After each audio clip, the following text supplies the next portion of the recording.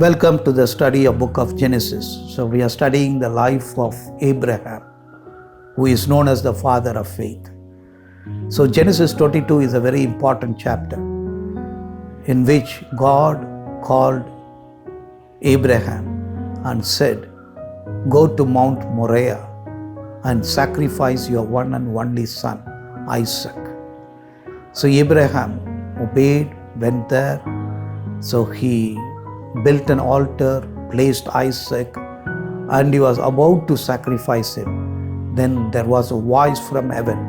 Angel of God said to him, "I know your faith. I know your obedience. I know your heart. Stop that." Then Lord provided a ram or a replacement sheep that Abraham sacrificed at that altar. So that place, Abraham said, "Jehovah Jireh, the Lord who provides." So this is a very, very important incident. It reflects what God has for humanity. God sent His Son, His only Son, to be sacrificed so that we could have salvation, forgiveness of sins. So at this place we learn many things. First, it is a place of faith. So Abraham had faith, and the faith was absolute. The faith was perfect. So he went there and he sacrificed. So his faith was expressed. Then it is a place of obedience. Faith is always expressed in obedience. We cannot disobey and have faith. So faith is active. Faith is expressed. Faith is not bound, or it is not just an intellectual faith. And then the place where Abraham went and sacrificed the ram instead of Isaac is a pilgrim rest. So when Abraham and Isaac journeyed, first with the servants, later only with Isaac, so they must have had conversations. In the mind of Abraham, there must have been several questions. Why God allowed this to happen? Why did God command him to do this? So he was on a pilgrimage, but he was debating.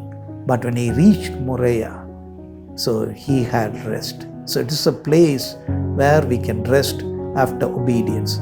And it's also a place of surrender. So he was willing to surrender his future. He was willing to surrender even God's promise. He was willing to surrender his expectations or his legacy. So he was willing to surrender everything in the altar. Then it was a place of sacrifice. Yes, without shedding of blood, there is no remission of sin. So God gave him a sacrificial lamb so that he could sacrifice. And it was a place of vision. God spoke to him. He was able to hear God's voice very clearly. And he said, "You are my favorite because you believed in me." So there he had a vision. And also it is a place of provision. God provided the lamb. God provided the sacrifice.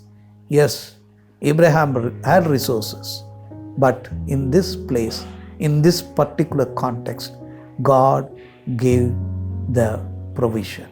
And also, it is a place of promise.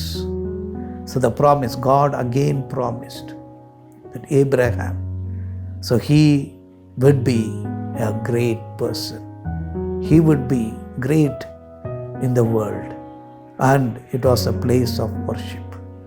So when there is sacrifice, there is also worship.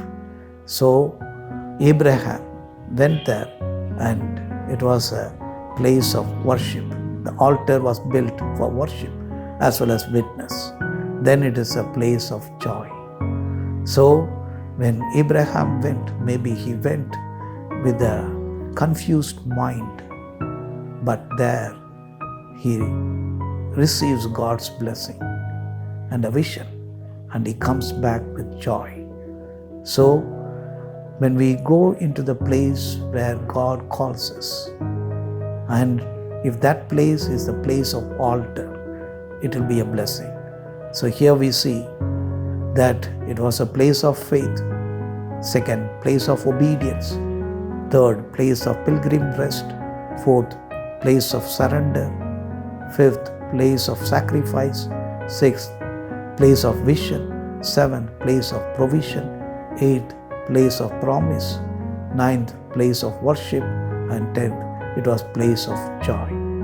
So let us follow Abraham to reach this place in our spiritual journey. May God bless you.